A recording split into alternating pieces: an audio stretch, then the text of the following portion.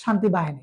এরা আমাদের এই পার্বত্য চট্টগ্রামকে অস্থিতিশীল পরিস্থিতি তৈরি করে রাখার জন্য মূল হাতিয়ার হিসেবে এরা ব্যবহৃত হয়ে আসছে। ভারত তাদেরকে ব্যবহার করছে। আমি একজন অমুসলিম হিসেবে আমাদের ধর্মে শুকরের মাংস খাওয়া জায়েজ রয়েছে। ভারতে যেমনটা করে আপনার গরু মাংস খেলে মুসলমানদেরকে যেমন নির্যাতন নিপীড়ন চালানো হয়, ঠিক তেমনি আমার এই বাংলাদেশে আমরা যারা হিন্দুরা তো শুকর মাংস খাই, আমাদের এই বাংলাদেশে কিন্তু এই কেন্দ্রিক কোনো নির্যাতন নিপীড়ন নাই। আমি পার্বত্য চট্টগ্রামের একজন নিজেকে গর্বিত সন্তান মনে করি, কারণ এই পার্বত্য চট্টগ্রামে আমার বেড়ে ওঠা। এই বেড়ে ওঠার ক্ষেত্রে আমি দেখেছি যে সরকার বিগত 54 বছরে আমাদের পার্বত্য চট্টগ্রাম কেন্দ্রিক নোংরা একটা রাজনীতি খেলায় মেতেছিল। এটা আমি যখন ছোট ছিলাম তখন আমি হয়তো বা বুঝতে পারি না। আমি মনে করেছিলাম এখানে বাঙালি মেজরিটি যারা আছে, বাঙালি এরা আমাদেরকে নির্যাতন নিপীড়ন করছে এবং আমাদেরকে আপন মনে করে না, আমি এভাবে মনে করতাম। যখন আমি বড় হয়ে উঠেছি, বড় যতই হচ্ছে ততই আমি বিস্মিত আমি হচ্ছিলাম। কারণ আমাদের এই পার্বত্য চট্টগ্রামে যে ভারত কেন্দ্রিক যে একটা নোংরা রাজনীতি আছে, এটা আমি আসলে বুঝতে পারছিলাম যত বড় হচ্ছে। এখন আমি স্পষ্ট আরো জানতে পারলাম যখন আমি রাজনীতিতে আমি যুক্ত হওয়া শুরু করেছি। আমাদের পার্বত্য চট্টগ্রাম আপনারা সকলে জানেন যে 1997 সালে 2রা ডিসেম্বর যে শান্তি চুক্তি হয়েছে, এই চুক্তির মাধ্যমে কিন্তু আমাদের বাংলাদেশে একটা নোংরা যে রাজনীতির যে কেন্দ্রবিন্দু এক কথায় বলতে পারেন। অনেকে এটা মনে করেছে যে শান্তি চুক্তি হয়েছে, এটা আসলে আমাদের পার্বত্য চট্টগ্রামে শান্তি স্থাপিত হয়ে গেছে, কিন্তু না। এই চুক্তির ফলে আমাদেরকে বরঞ্চ আরো এই আন্দোলন সংগ্রাম কিংবা এই যে সংঘাতটাকে আরো দীর্ঘায়িত করার জন্য একটা মাধ্যম হিসেবে এটাকে ব্যবহার করেছে। কিভাবে আপনারা যদি দেখেন 1947-97 এর আগে আপনার আমাদের পার্বত্য চট্টগ্রামে একটা দল ছিল, সেটা হচ্ছে শান্তি বাহিনী। এরপর দেখেন আজকে শান্তি চুক্তির 28টা বছর হচ্ছে।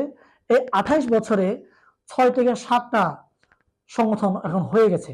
এই সংগঠনগুলোর কাজ কি?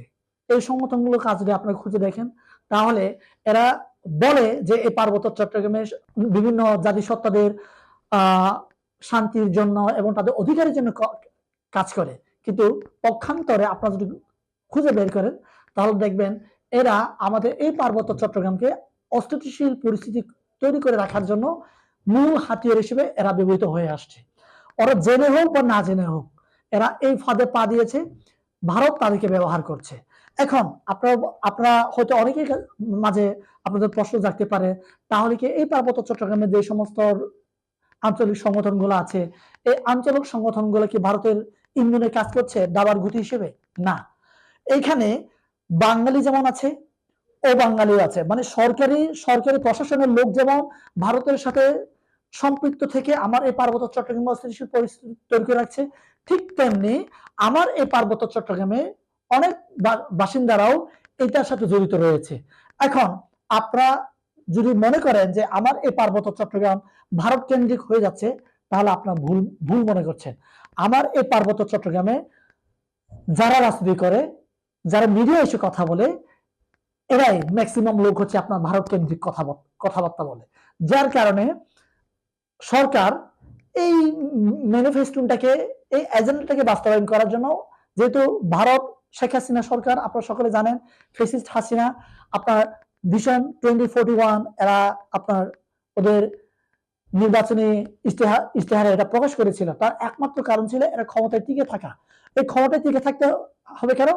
আপনারা জানেন যে বিগত 15 বছর আমাদের বাংলাদেশের সাথে ভারতের যে বাংলাদেশকে যে ভারতের অঙ্গরাজ্য তৈরি করার জন্য যে সমস্ত মেকানিজম তৈরি করার কথা ছিল, এই মেকানিজমে আপনার এজেন্ডাকে ফুলফিল বা বাস্তবায়ন করার জন্য 2041 সাল পর্যন্ত তার ক্ষমতায় থাকা অনিবার্য কারণ হয়ে দাঁড়িয়েছিল, গুরুত্বপূর্ণ হয়ে দাঁড়িয়েছিল। দেখেন আপনার পদ্মা সেতু হয়েছে, এই পদ্মা সেতু দেখেন, এই পদ্মা সেতু আমাদের বাংলাদেশের জন্য না।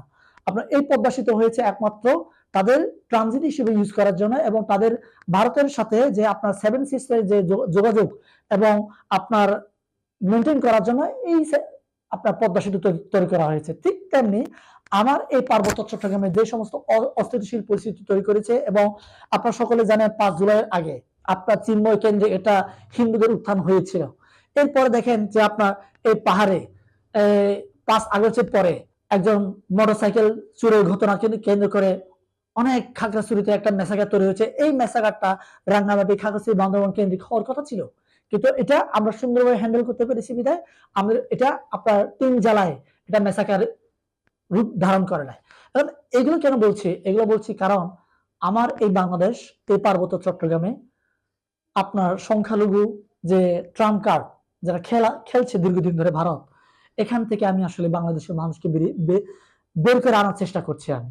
এবং আমাদের এই পার্বত্য চট্টগ্রাম কেন্দ্রিক তথা বাংলাদেশকে যে ভারতের অঙ্গরাজ্য হওয়ার জন্য যে সমস্ত মেকানিজম দরকার ছিল, এই মেকানিজমে আমরা জেনে না বুঝে আমরা পা দিয়ে চলেছি। এখন ভারতের যে মিডিয়াগুলো আপনারা অনেকে দেখবেন যে বাংলাদেশের হিন্দুদেরকে আপনার আক্রমণ করা হচ্ছে, হিন্দু মন্দির ভাঙা হচ্ছে, এরকম অনেক মিডিয়াতে দেখবেন। এই মিডিয়াগুলো আমি যদি আপনাদের কাছে একটা প্রশ্ন করি যে আমি একজন বাংলাদেশের বিগত আমি বলতে চাই না ব্যক্তিগতভাবে, তারপরও যেহেতু এটা প্রচলিত শব্দ, তারপরও এই জন্য বলছি, জানবেন যে আমরা সংখ্যালঘু। এই সংখ্যালঘু ট্রাম্প কার্ড খেলে আমাদেরকে যে নির্যাতন নিপীড়নের একটা চিত্র ভারতের মিডিয়া যেভাবে দেখানো হয়, দেখেন আমি একজন অমুসলিম হিসেবে আমাদের ধর্মে শুকরের মাংস খাওয়া জায়েজ রয়েছে, আমরা খেতে পারি, কিন্তু আমাদের বাজারে সব জায়গায় আমরা ওপেনলি মানে শুকর জবাই করে আমরা খাওয়ার জন্য আমাদের এই অধিকার আমাদের বাংলাদেশ সরকার দিয়েছে। বাংলাদেশের যে মুসলমানরা রয়েছে, এতে আপনারা যেভাবে তাদেরকে উগ্রভাবে উপস্থাপন করেন, এরা আমাদের সাথে এভাবে উগ্রতা দেখায় না। ওরা যদি উগ্রতা দেখাতো তাহলে ভারতে যেমনটা করে আপনার গরু মাংস খেলে মুসলমানদেরকে যেমন নির্যাতন নিপীড়ন চালানো হয়, ঠিক তেমনি আমার এই বাংলাদেশে আমরা যারা হিন্দুরা তো শুকর মাংস খাই, আমরাও শুকরের মাংস খাই, কিন্তু আমাদেরকে শুকরের মাংস খাওয়ার জন্য বা শুকর জবাই করার জন্য ভারতের মতো, কিন্তু আমাদের ভারতের সরকারের মতো ভারতের হিন্দুত্ববাদ মানে উগ্র হিন্দুত্ববাদের মতো করে মুসলমানদেরকে যেভাবে নির্যাতন নিপীড়ন করে, আমাদের এই বাংলাদেশে কিন্তু এই কেন্দ্রিক কোনো নির্যাতন নিপীড়ন নাই। তার মানে এটাই প্রমাণ করে আমাদের বাংলাদেশে যে হিন্দু, মুসলমান বা বৌদ্ধ, খ্রিস্টান একটা সহাবস্থান রয়েছে। কিন্তু আপনারা যে সমস্ত মিডিয়ায় যে মেসাকের গুলো দেখতে পান বা যে প্রপাগান্ডা গুলো দেখতে পান, এগুলো প্রত্যেকটা হচ্ছে রাজনৈতিক ভাবে এটা মেকানিজম করে এই ঘটনাগুলো আপনার মার্কেটে দেওয়া হয়। আপনার ইদানিং আপনারা দেখতে পাচ্ছেন, আমি এই 5 জুলাইয়ের আগে 5 জুলাই পরপরই আমি একটা কথা বলেছিলাম যে এই সরকার বা এই যে জামাতকে কাছে টানার একমাত্র কারণ যে এদেরকে যে কোনো মুহূর্তে লাত্তি মেরে ফেলে দিতে পারবে। কেন? জামাত এবং শিবিরের কাঁধে অলরেডি আপনার জঙ্গিবাদের একটা ট্যাগ রয়েছে। এই ট্যাগটাকে যে কোনো মুহূর্তে আপনার পশ্চিমা বলেন কিংবা ভারত বলেন, এই জঙ্গিবাদের ট্যাগটাকে যে কোনো মুহূর্তে শিবির এবং জামাত কিংবা ইসলামিক রাজনৈতিক দলগুলোর উপরে কাঁধে চাপিয়ে তাদেরকে যে কোনো মুহূর্তে মানে লাথি মেরে সাইড করা যাবে, এইটা ভারত এবং পশ্চিমা বিশ্ব জানে। এই কারণে এই সরকারের সাথে আপনার এই জামাত কিংবা ইসলামিক কেন্দ্রিক যে সমস্ত দলগুলো আছে এদেরকে কাছে টানা হচ্ছে। ইদানিং আপনারা দেখবেন যে এখন আপনার হিজবুত তাহরির এদের উত্থান হয়েছে বিভিন্ন জায়গায় আপনার ধর্ষণ বেড়ে গেছে। আপনার এই যে ধর্ষণ বেড়ে যাওয়া কিংবা হিজবুত তাহরির উত্থান, এগুলো কিন্তু আপনার সূক্ষ্মভাবে আপনার আন্তর্জাতিকভাবে বাংলাদেশে যে জঙ্গিবাদ রয়েছে, জঙ্গি যে আস্তানা রয়েছে, এটাকে আপনার ফুলে ফেপে আন্তর্জাতিকভাবে প্রচার করানোর জন্য, দেখানোর জন্য কিন্তু এই কেন্দ্রিক যে ইস্যুগুলা আজকে কিন্তু বাজারে আনার চেষ্টা করছে। এখন আপনাদের কাছে আমার প্রশ্ন, এই যে আমার কথা যারা শুনবেন, আপনাদের কাছে আমার প্রশ্ন যে বাংলাদেশের 90% মুসলমানের দেশ, আমরা সকলে বলি, আপনারা বলে থাকেন, এটা আমরা সবাই জানি বাংলাদেশের 90% মুসলমান। এই 90% মুসলমানের দেশে আপনারা যদি এই এজেন্ডা গুলো বুঝতে না পারেন, তাহলে আমাদের যে বাংলাদেশে একটা সম্প্রীতি রয়েছে হিন্দু, বৌদ্ধ, খ্রিস্টান, মুসলমানের মধ্যে, এই সম্প্রীতিটাকে আমাদেরকে আপনার তুলে ধরতে হবে। আমরা যদি তুলে ধরতে না পারি, তাহলে এই যে পশ্চিমা বিশ্ব এবং ভারত কেন্দ্রিক যে রাজনীতি আমরা যে বেরিয়ে আসার জন্য আমরা চেষ্টা করছি, এখান থেকে আমরা বেরিয়ে আসতে পারবো।